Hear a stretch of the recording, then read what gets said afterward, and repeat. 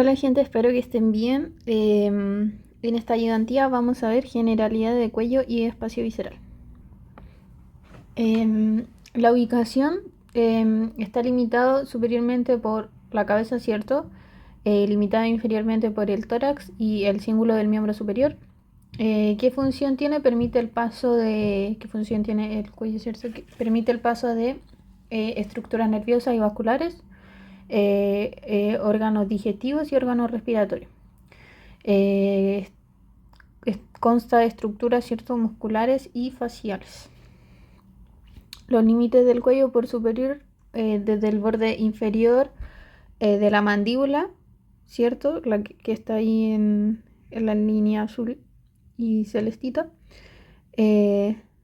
hasta el ángulo de la mandíbula, ¿cierto? Es el borde inferior. Desde el borde, perdón, el borde superior, continúa hacia la mastoides, ¿cierto? Que se ve ahí la línea rosada, y la línea nucal superior hasta la protuberancia occipital externa, enmarcada aquí en amarillo. Entonces es el borde superior. Marca la inserción superior de la fascia cervical. Ya, y el límite inferior, ¿cierto? Va a estar formado por estructuras del tórax y el miembro superior. Vamos a encontrar la acotadura yugular en el plano medio. Se lateraliza por la clavícula hasta el acromion de la escápula, ¿cierto? Toda esta parte de acá. Y posteriormente llega a la vértebra C7.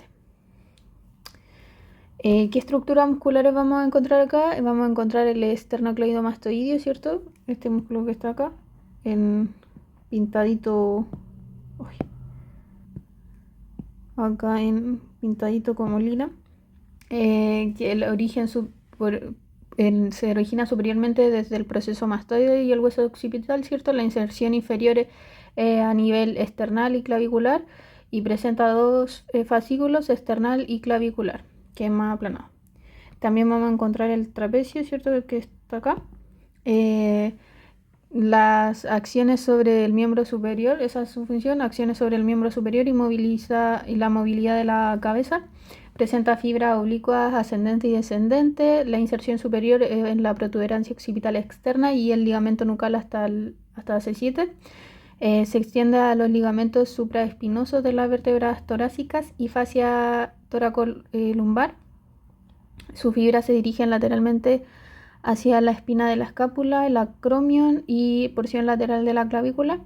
Es importante el músculo del dorso del cuello y delimita regiones cervicales.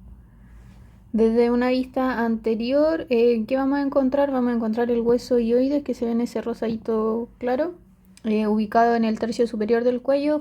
Tiene una forma de U con cuerpo y astas mayores y menores. Tiene fijación de estructuras como la lengua, la laringe y la tráquea. Estabiliza elementos de la cabeza y el cuello.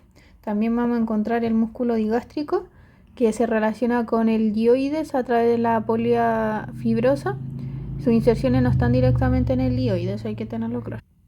¿Qué músculos van a estar relacionados con el ioides? Vamos a encontrar el supraioides, que se insertan, los músculos supraioides que se insertan en el ioides o que estabilizan su posición. Vamos a encontrar el miloioideo, está acá en celestito. Parte importante del espacio sublingual, ¿cierto? También vamos a encontrar el digástrico, que ya mencionamos. Tiene un tendón intermedio. También vamos a encontrar el estiloioideo, que se inserta en el ioides. El estiloioideo se inserta en el ioides. El genioideo, que es profundo al miloioideo y forma parte de la pared medial del espacio sublingual. Y por otro lado vamos a tener los infraioideos, ¿cierto? Los que están debajo del ioides, que están organizados en dos planos. El plano superficial vamos a encontrar el homoioideo, el esternoioideo, y el homoioideo tiene un tendón intermedio, ¿cierto? Y el esternoioideo se inserta en el ioides. En el plano profundo vamos a encontrar el esternotiroideo, que se inserta en el cartílago de tiroides, ¿cierto? Que es parte de la laringe. Y el tiroioideo se inserta en el cartílago tiroides ioides. En los músculos paravertebrales vamos a tener el músculo largo de la cabeza, ¿cierto? Que tiene, acá, lo encontramos acá, inserción en la base del cráneo, ¿cierto? La porción basilar del hueso occipital y sus fibras son oblicuas, ¿cierto? Y descienden. También vamos a tener el músculo largo del cuello y el origen en los cuerpos vertebrales de vértebras cervicales y primeras torácicas. Tiene diferentes porciones oblicuas superiores, oblicuas inferiores y verticales. También vamos a tener los músculos suboccipitales. Vamos a encontrar el recto anterior y el recto occipital. No, perdón, ¿qué dije? El recto anterior y lateral. Este es el anterior y este es el lateral. Me anduve enredando. ¿Cierto? También está el recto posterior mayor y menor, el oblicuo superior, el oblicuo inferior. Parte del cuarto plano del dorso cervical, ¿ya? Los músculos suboccipitales. Después vamos a encontrar los músculos escalenos. Vamos a tener músculos escalenos anteriores, escalenos medios, ¿cierto? Y escaleno posterior, ¿ya? Los músculos escalenos se localizan lateral y profundamente en el cuello, ¿cierto? Los músculos escalenos, como ya dije, está la anterior que se inserta y se inserta y dirigen hacia la primera costilla. Los escalenos medios se dirigen hacia la primera costilla y el escaleno posterior se dirige a la segunda costilla. ¿Cuál es la importancia de estos músculos escalenos? Forman el hiato escalénico, que es el espacio entre el escaleno medio y el anterior, y a través del hiato transcurren numerosos elementos vasculares y nerviosos. En cuanto a los planos musculares del cuello, el primer plano vamos a encontrar el músculo trapecio que está ubicado en la región posterior, ¿cierto? No es un músculo del dorso propiamente tal, pero forma parte del primer plano. En el segundo plano vamos a encontrar los músculos esplenio de la cabeza, esplenio del cuello y músculo elevador de la escápula situado sobre la escápula, ¿cierto? En un tercer plano vamos a encontrar los músculos semiespinales y en un cuarto plano vamos a encontrar los músculos transversos espinosos desde C3 hacia caudal y los músculos suboccipitales. En cuanto a la organización del cuello y la fascia cervical propiamente tal, vamos a encontrar una macrocompartimentalización, ¿cierto? Que la fascia cervical divide el cuello en elementos profundos y superficiales, ¿cierto? En los elementos superficiales que vamos a encontrar el músculo platisma, que es el que está ahí pintadito en azul.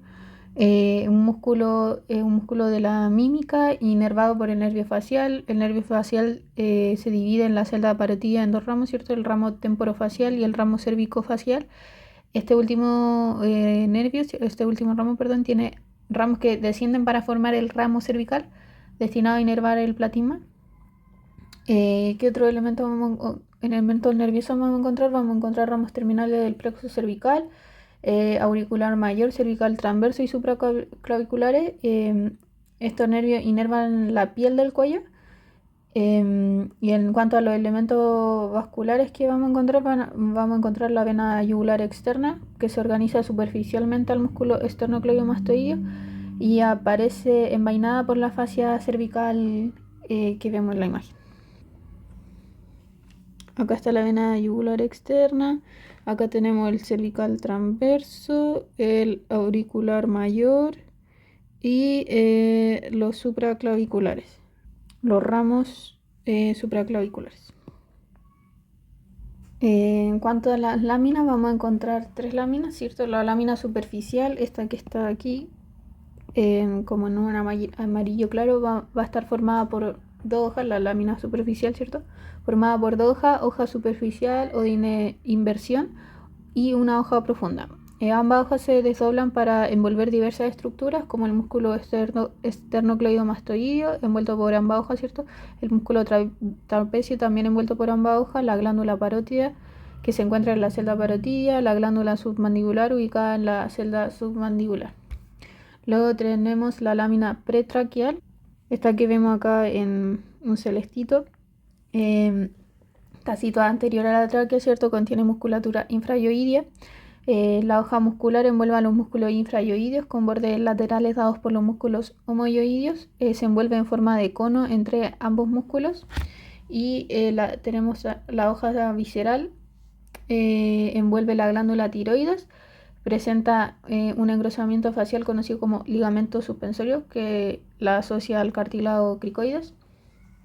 Luego tenemos la lámina prevertebral, que es esta que está aquí como un color lila.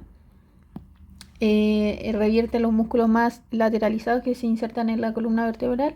Envuelve los músculos escalenos y esta lámina continúa hacia la musculatura de la nuca, envolviendo desde el segundo plano hacia el profundo, dejando el trapecio libre envuelto por la lámina superficial.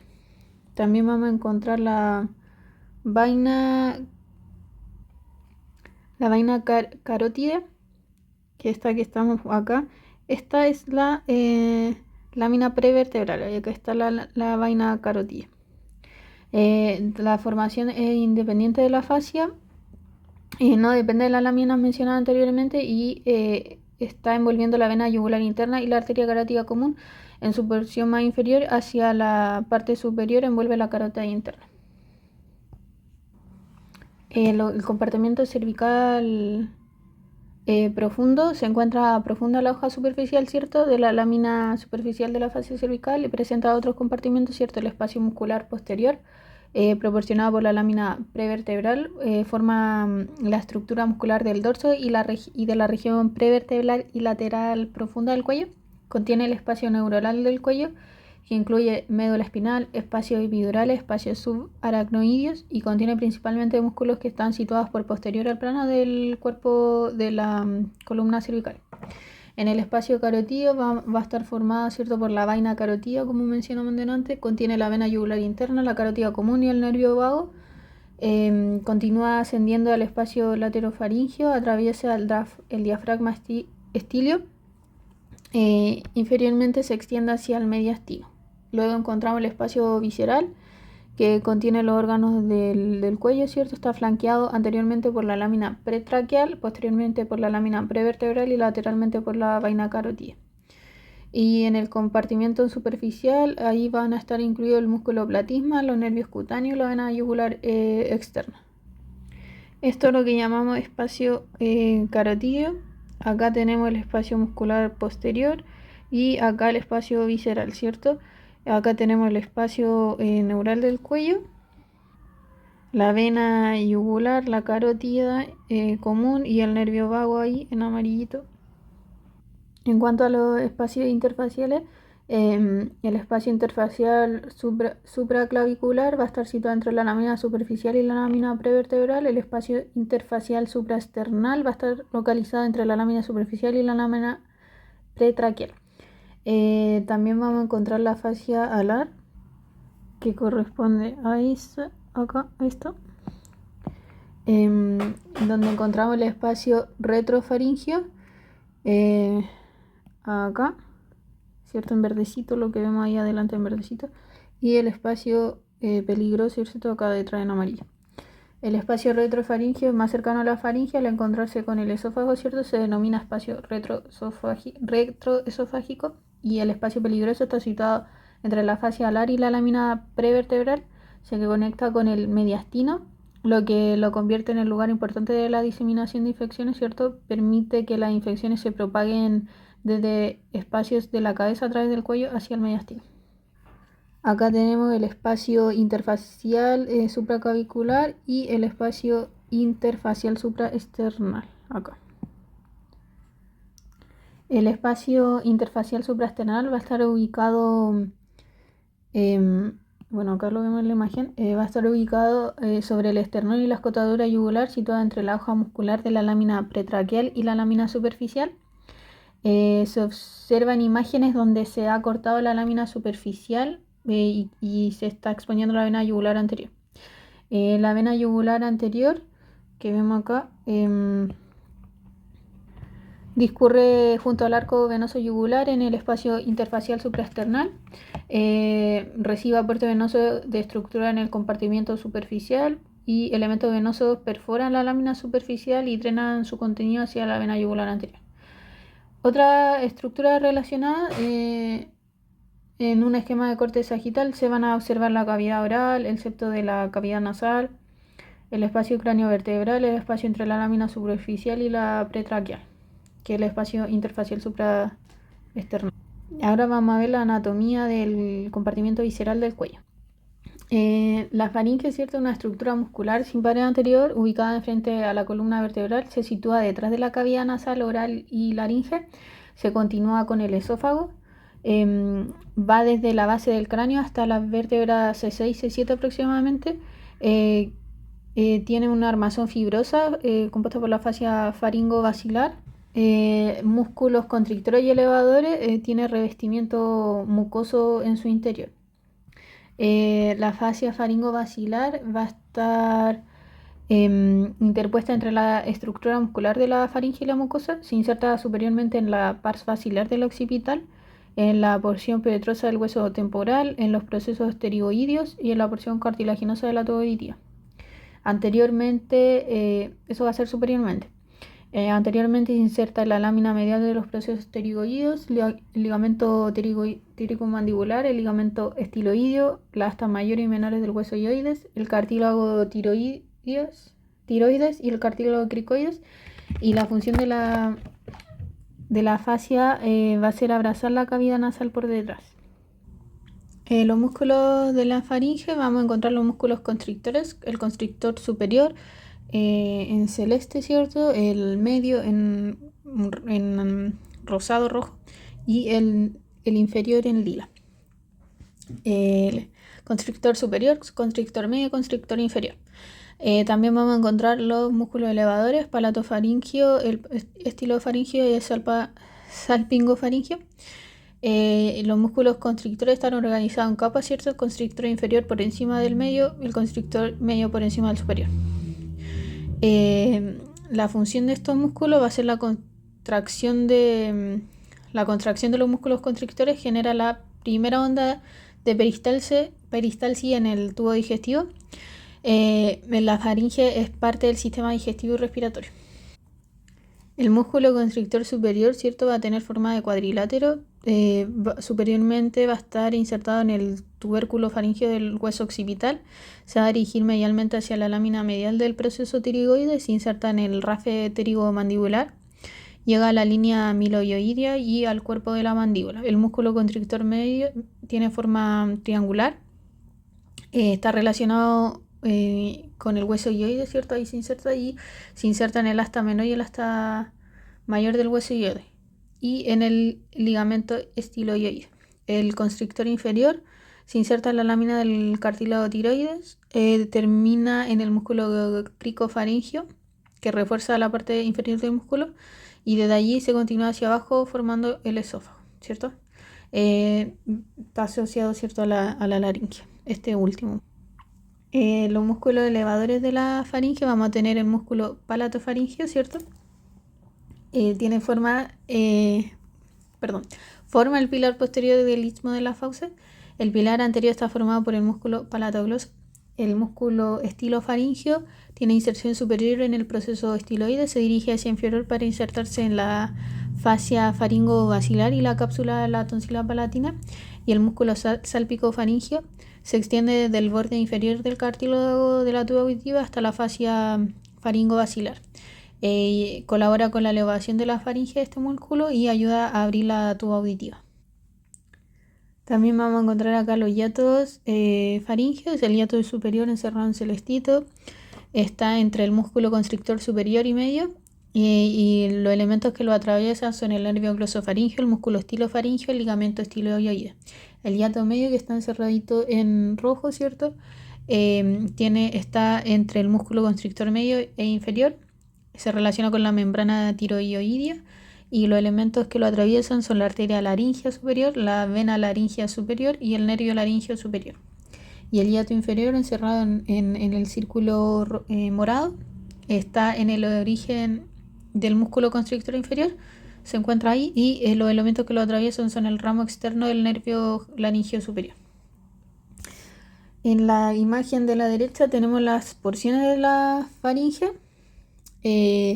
Vemos la rinofaringe, ¿cierto? O nasofaringe, que va desde el clivus, que es el hueso occipital, hasta la úvula. ¿Ya? También está la orofaringe, que va desde la úvula hasta la porción superior del cartílago epiglótico y está asociada a la cavidad oral. Y luego tenemos la laringe o hipofaringe, que va desde el cartílago epiglótico hasta la formación del esófago y va detrás, está ubicado detrás de la laringe. En cuanto a la irrigación de la faringe, vamos a tener la arteria faríngea ascendente, ahí, que es la rama de la arteria carótida externa. Luego tenemos la arteria palatina ascendente, acá, que es rama de la arteria facial. Luego tenemos la arteria tiroidea superior, que es la que tenemos aquí. Luego tenemos la arteria maxilar, ¿cierto? Acá. En cuanto al drenaje venoso, va a estar dado por el plexo pterigoideo, ¿cierto? El que tenemos aquí, que se encuentra cerca del borde posterior de la mandíbula. Esta formación de venas maxilares, una o dos venas maxilares se forman a partir del plexo pterigoideo, y las venas maxilares drenan a este punto, ¿cierto? De donde se forma la vena retromandibular. El drenaje final va a ser hacia la vena retromandibular, que drena la vena yugular interna. En cuanto a la inervación de la faringe, la inervación motora va a estar proporcionada por el plexo faríngeo, que es el nervio vago, nervio glosofaríngeo, la fibra simpática del ganglio cervical superior. La inervación sensitiva va a estar proporcionada por el nervio vago y el nervio trigémino, y la inervación autónoma también va a estar entregada por el plexo faríngeo.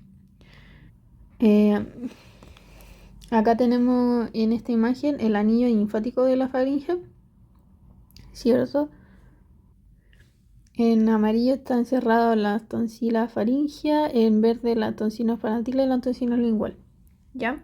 Entonces, ¿qué es esto? Es un acúmulo de tejido linfoide que va desde la rinofaringe hasta la lengua. Está compuesto por la tonsila faringe, ¿cierto? Que son masas linfoides triangulares en la pared posterior superior de la rinofaringe. Está irrigada por la arteria faríngea ascendente e inervada por el plexo faríngeo. También está compuesto por las tonsilas peritubáricas relacionadas con el torus tubarius. Está también compuesta por cordones faringeos laterales. También está compuesta por las tonsilas palatinas, ubicada en la pared lateral de la orofaringe, ¿cierto? Entre los arcos palatogloso y palatofaringeo. Están encapsuladas con cápsulas que invaginan formando criptas. Están separadas por el espacio periamigdalino, por el músculo constrictor superior de la faringe. Contienen acúmulos de linfocitos B en diferentes etapas madurativas. Participan en la inmunidad sistémica. Está irrigado principalmente por la arteria faríngea ascendente, con aporte de la arteria lingual, la rama palatina ascendente de la arteria facial y la arteria maxilar. Y también está el anillo linfático, también está compuesto por la tonsila lingual, ¿cierto? Que la mencioné, encerrada en rojito, que está ubicada allí en la base de la lengua. En cuanto a la glándula tiroides, es una glándula endocrina, ¿cierto? Pesa entre 25 o 30 gramos. Es una cápsula fibrosa, lóbulos y un istmo, de 2 óvulos y un istmo.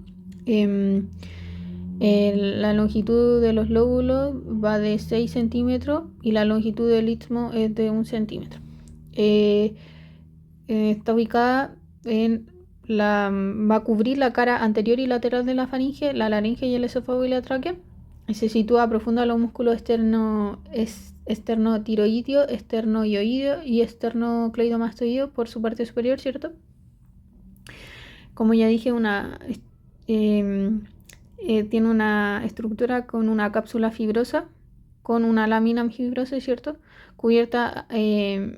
La cubierta anterior por la cámara profunda de la lámina pretraqueal en relación a los músculos infrayoideos, y posteriormente cubierta por la fascia visceral. El istmo se une al cartílago, ¿cierto? Y al músculo cricoide mediante un ligamento medio. También se une al primer y segundo anillo traqueal a través de ligamentos laterales. Los lóbulos están situados a nivel del borde inferior del seno del sexto anillo traqueal y el borde superior del cartílago tiroide. la relación por posterior con el músculo constrictor inferior y el esófago. En cuanto a la irrigación de la tiroides, las arterias principales son la arteria tiroidea superior, que vemos acá.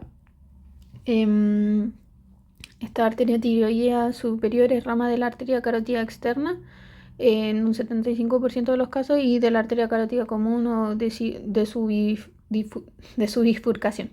Emite ramas colaterales, ¿cierto? La arteria laringea superior, la arteria cricotiroidea, ¿cierto? La que vemos aquí en celestito. La arteria esternocleidomastoidea también. Presenta ramas terminales, glandulares anterior, lateral y posterior en relación con el nervio laríngeo superior.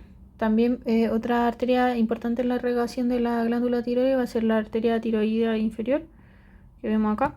Es rama del tronco tirocervical que proviene de la arteria subclavia. Se ubica en la cara posterior de la tiroides. Presenta ramas superior e inferior relacionadas con el nervio laríngeo y recurrente. El trayecto de la arteria va a ser en relación con el músculo escaleno anterior, posterior a la fascia prevertebral y el músculo largo del cuello. Esta arteria siempre se encuentra posterior a la vaina carotidia y a los ganglios simpáticos cervicales. En cuanto al drenaje venoso de la glándula tiroides, vamos a tener unas venas principales, ¿cierto? Que va a ser la vena tiroidea superior, que está acá, ¿cierto? Que drena hacia la vena yugular interna o la vena facial, la vena tiroidea media, que drena hacia la vena yugular interna, y la vena tiroidea inferior, que drena al plexo tiroideo y puede drenar a un tronco común que desemboca en la vena brachiocefálica izquierda, que es esta. Y esta es, ¿cierto?, la vena yugular interna, la que está ahí en verdecito claro. En cuanto a la glándula paratiroides, ¿cierto? Generalmente son 4, ¿cierto? Pueden ser entre 2 y 6. Es de color amarillo, el tamaño son de 6 por 4 por 2 milímetros cada una. Pesan aproximadamente 50 miligramos cada una. Están relacionadas con el metabolismo del calcio. Se encuentran en la cara posterior de la glándula tiroides, lateral a la anastomosis entre la arteria tiroidea superior e inferior. Las glándulas paratiroides superiores están a nivel del cartílago cricoides y las paratiroides inferiores a nivel del cartílago tiroides, en relación al mediastino superior y superficial al nervio laríngeo recurrente. La laringe es una estructura formada por un armazón cartilaginoso y fibroso. Los músculos, va a presentar músculo adosado a su estructura, ¿cierto? Va a estar recubierta por mucosa de la vía aérea. Se encuentra entre las vértebras C3 y C6 en adultos y en niños. En el cartílago cricoide está a la altura del C3 y C4, lo que sitúa la laringe más cerca de la nariz. El esqueleto cartilaginoso de la laringe, ¿cierto? Va a estar dividido en cartílago únicos impares, que son el cartílago tiroide, el cricoide, el epiglótico y el interaritenoideo, que es inconstante, y otros cartílagos pares, ¿cierto? Que son los cartílagos aritenoideos, corniculados y cuneiformes. El cartílago tiroide tiene una forma de escudo formado por 2 láminas de cartílago hialino que se unen en el centro. Su estructura por el borde superior está proyectada hacia posterior formando cuernos superiores, como se ve en la imagen, y por el borde inferior está proyectada hacia posterior formando cuernos inferiores. La incisura tiroidea, ¿cierto?, que está ubicada en la parte central y superior, tiene ángulo entre las láminas proyectando hacia adelante, formado por la manzana de Adán, ¿cierto? La línea oblicua, donde está la inserción de músculos infrayoideos, y el tubérculo tiroideo inferior, que está presente en la parte posterior. En cuanto al cartílago cricoides, es un único cartílago el único cartílago de la vía aérea que es un anillo cerrado, ¿cierto? Como un sello, formado por cartílago hialino, susceptible a osificación. Las dimensiones por diámetro superior tiene 20 a 25 milímetros por de antero posterior, y diámetro inferior es de 18 a 20 milímetros. Por anterior presenta un tubérculo, posteriormente tiene facetas articulares para los cartílagos aritenoideos, lateralmente tiene facetas para articular con astas inferiores del cartílago tiroideo y posteriormente facetas para la inserción de los músculos artineoideos posteriores.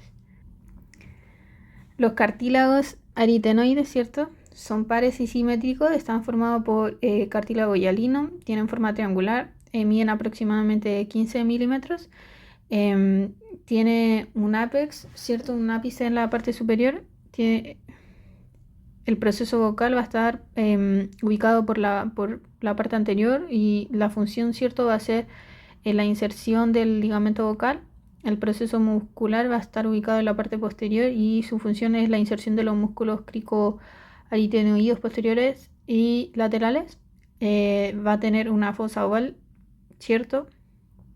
Donde va a estar la inserción de los músculos tiroaritenoideo y la fosa triangular, la inserción del ligamento del vestíbulo. Y la faceta articular va a estar por posterior e inferior y la función va a ser la articulación con el cartílago cricoide. Acá vemos la fosa oval, la fosa triangular aquí encerrada en verde. Acá está el ápex, ¿cierto? El proceso vocal y ¿qué me falta? El proceso muscular. El cartílago epiglótico es un cartílago impar, está formado por tejido fibroelástico, no se osifica a lo largo de la vida. Por anterior está recubierta por mucosa orofaringea, por posterior por mucosa respiratoria. Contiene esta parte del cartílago, ¿cierto? Que se adelgaza, que es el peciolo, que es lo que está acá encerrado en rojito. Y se inserta en el ángulo formado por la lámina del cartílago tiroides. El cuerpo se une al hueso hioides mediante el ligamento hioepiglótico y presenta múltiples cribas u orificios que permiten la instalación de la glándula de la mucosa oral. En cuanto a las articulaciones de la laringe, vamos a tener la articulación cricotiroidea, que va a ser de tipo sinovial plana. Va a estar entre las astas inferiores del cartílago tiroide y la faceta articular del cartílago cricoides. Va a estar reforzada por ligamentos anteriores, superiores e inferiores. También vamos a encontrar la articulación cricoaritenoidea, que es de tipo sinovial condilia o elipsoidea. Está reforzada por ligamentos cricoaritenoideos posterior. También vamos a encontrar en esta zona la membrana de la laringe, ¿cierto? Vamos a encontrar la membrana tiroidea, que tiene conexión, une el borde superior del cartílago tiroide al hueso hioides. Luego tenemos la membrana cricotiroidea, que une el cartílago cricoide al cartílago tiroides. Y la membrana cricotraqueal, que une el cartílago cricoides a los anillos incompletos de la tráquea.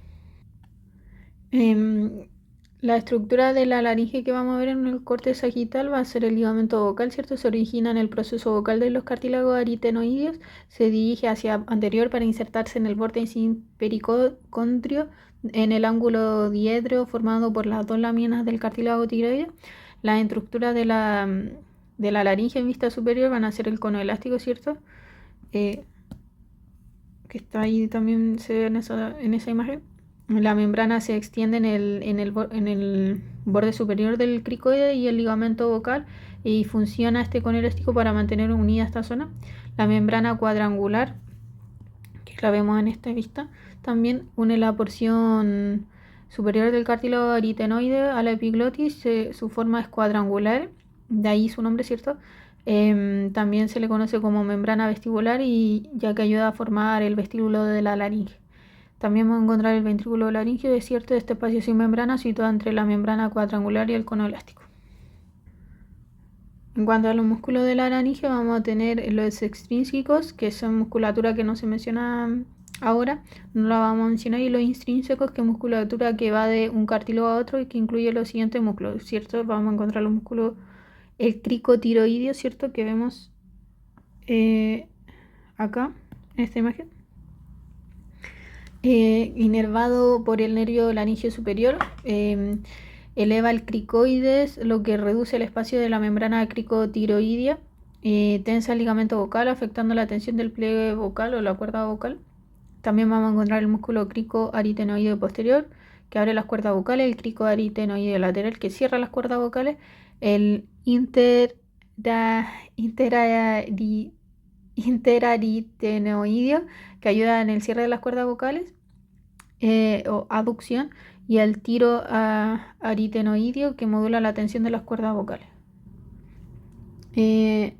Acá vemos un músculo cricoaritenoideo posterior, ¿cierto? Que se extiende desde el cartílago cricoide hasta el proceso muscular del aritenoide, ¿cierto?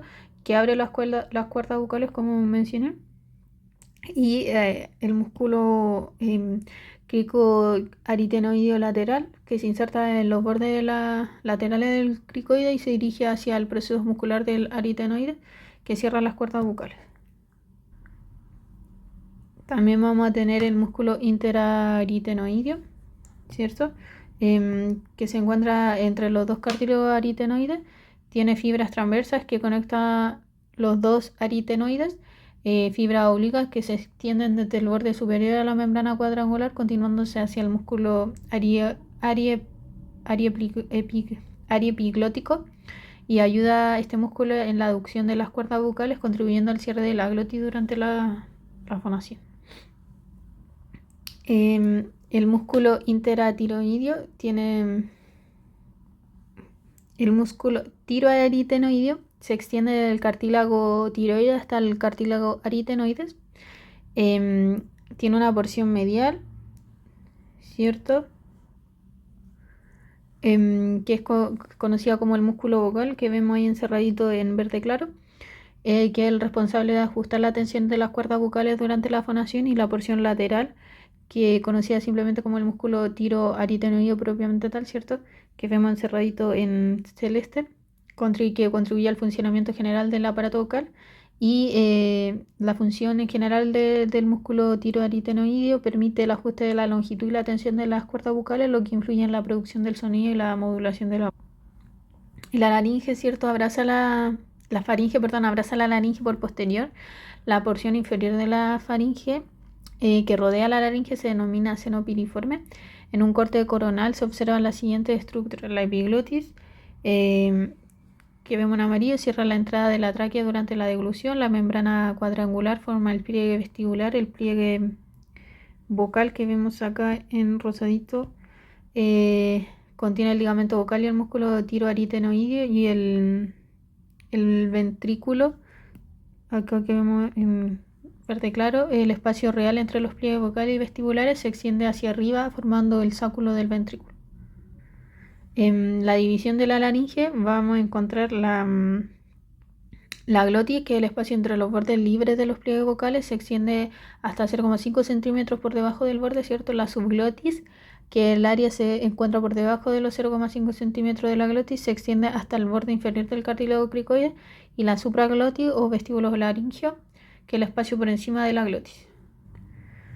La irrigación de esta zona va a estar dada por la arteria laringea superior, aquí que está en azul, que rama de la arteria tiroidea superior, ¿cierto? Que está acompañada por el nervio laringeo superior, atraviesa la membrana tiroidea y irriga la supraglotis y los pliegues vestibulares. También la irrigación va a estar dada por la laringea inferior. Rama de la arteria tiroidea inferior, asciende junto al nervio laringeo recurrente, pasa por debajo del músculo constrictor de la faringe.